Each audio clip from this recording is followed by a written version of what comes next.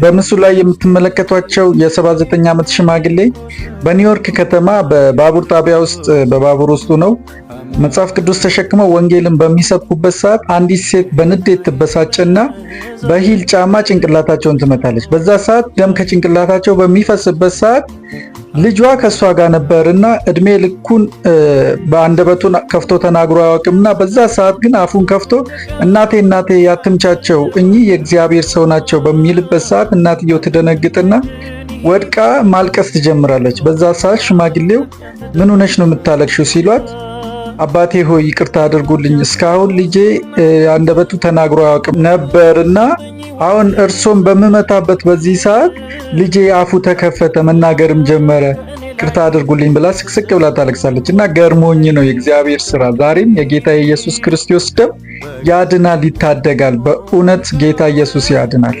ሼር ኮፒ ሊንክ አድርጉት።